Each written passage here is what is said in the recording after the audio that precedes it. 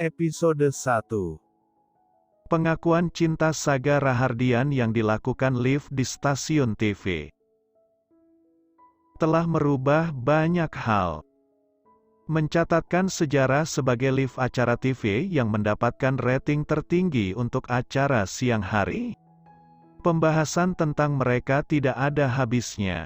Walaupun fakta siapa sosok Daniah tidak pernah terungkap ke publik. Tidak ada informasi khusus tentangnya. Dan tidak ada yang berusaha mencari tahu detailnya. Hanya nama-nama Daniah yang bertebaran di internet. Tetapi bukan sosok sebenarnya dari wanita yang dimaksud Saga. Hari itu terjadi peristiwa besar yang tidak akan mudah dilupakan oleh setiap orang. Terutama bagi mereka yang terlibat dalam hubungan rumit di kehidupan Saga dan Daniah. Wanita cantik yang selalu membiarkan rambut hitamnya jatuh ke bahunya itu terlihat sangat terpukul. Melihat apa yang ia saksikan saat ini, Helen menjatuhkan kuas di tangannya. Memporak-porandakan cat yang ada di atas meja. Tumpah mencipta lukisan abstrak di dinding dan juga lantai. Dia menggigil gemetar di sudut ruangan. Sebelumnya dia sudah merobohkan kanvas putih di hadapannya. Tangannya sakit saat menjatuhkan cat-cat di meja tadi. Namun ia seperti tidak merasakan apa-apa. Ia menatap TV penuh dengan kebencian teramat sangat. Melihat Saga yang bahkan sekarang tidak bisa ia sentuh dengan tangannya. Apalagi saat nama Daniah disebutkan. Saat itu Saga bahkan dengan perasaan sangat bahagia menyebutkan perasaan hatinya. Dia bahkan tidak pernah mengakui perasaan cintanya padaku di hadapan orang lain. Helen masih terduduk di tempatnya. Bahkan saat acara di TV selesai. Sementara itu, di rumah utama, ibu sedang menonton di kamarnya sendirian. Menjatuhkan gelas teh yang ada di tangannya ke lantai. Dia bahkan tidak menghindarkan kakinya dari cipratan air teh yang memercik.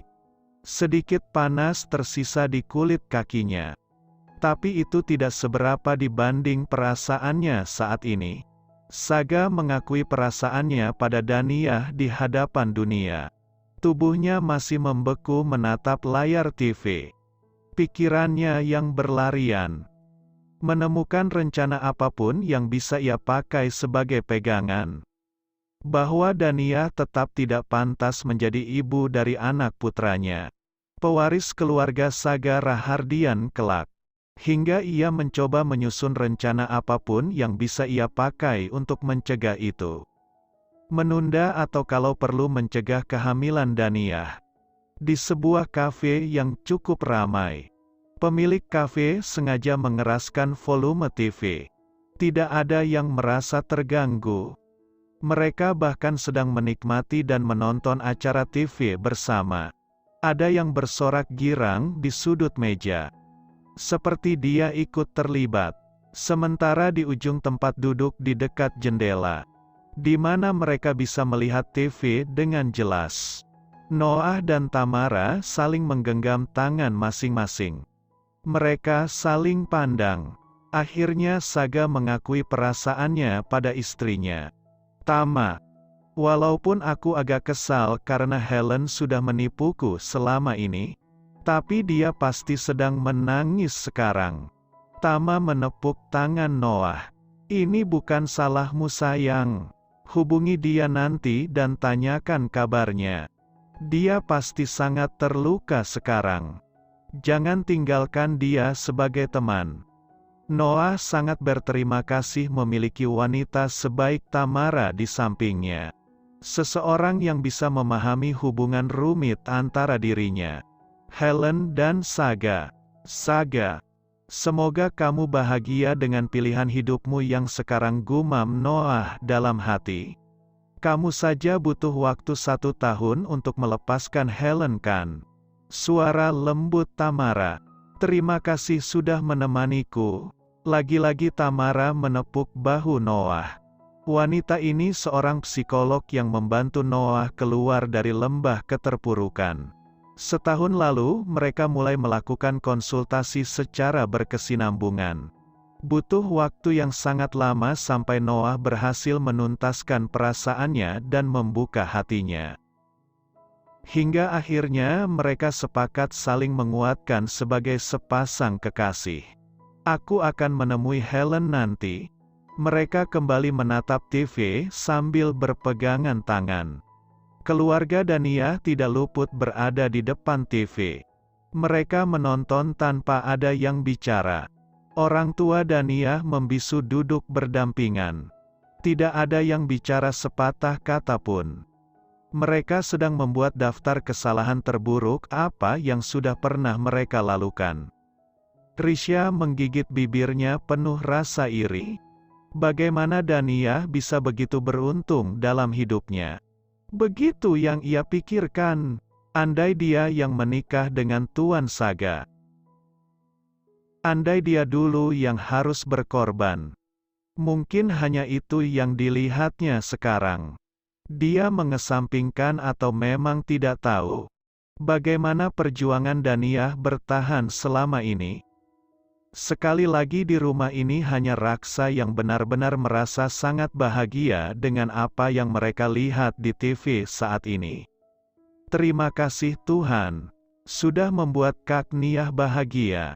Begitu sepanjang acara yang terlintas di pikirannya, yang ia ucapkan berulang dalam hatinya.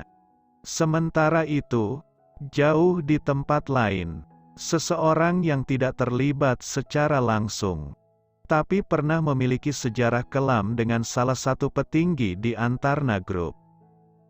Di sebuah toserba 24 jam seorang gadis sedang duduk sambil menatap TV yang terpasang di toserba. Sorot mata keputusasaan itu berubah menjadi kesal. Aku harusnya masih ada di stasiun TV itu sekarang. Agak keras dia bicara sampai wanita yang berdiri di belakang kasih meliriknya. Dia memalingkan wajah, meraih cup mie yang sudah dia seduh, yang sudah dia diamkan beberapa menit. Karena waktunya tersita menatap TV. Tuan Saga ada di stasiun TV. Sekarang dia pasti ada di sana kan? Iblis yang sudah menghancurkan hidupku. Baiklah, itu memang salahku. Hicks. Aku yang tergoda dengan uang sampai mempertaruhkan hidup dan pekerjaanku. Aku tidak mati saat itu sudah keberuntunganku.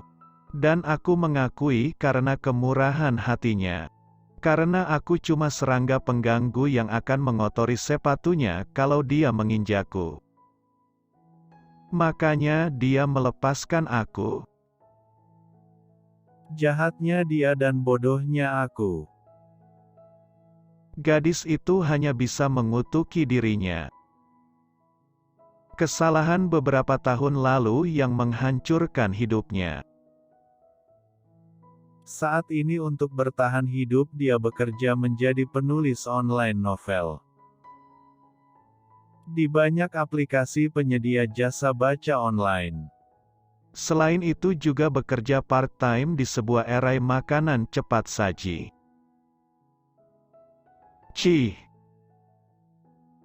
Aku bahkan tidak bisa meluruskan rambutku demi menghemat uang untuk hidup. Dia merapikan rambutnya ke belakang telinga. Melihat pantulan wajahnya di kaca toko. Sekali lagi melihat layar TV. Sambil menggigit bibirnya dengan kesal. Tuan Saga memang tampan sekali. Tapi iblis jahat itu juga tampan sih. Gadis itu mengusir apapun yang muncul dalam pikirannya. Saat ini hidup seperti ini sudah lebih dari cukup baginya. Setelah mengganggu harimau, dia tidak mati itu sudah keberuntungan. Dia akan hidup dengan tenang dan tidak terlihat seperti biasanya. Setelah selesai dengan makanannya, dia menyeret kakinya keluar dari toserba. kembali ke kontrakan sempit yang ia sewa untuk menulis novel dan hidup selama ini.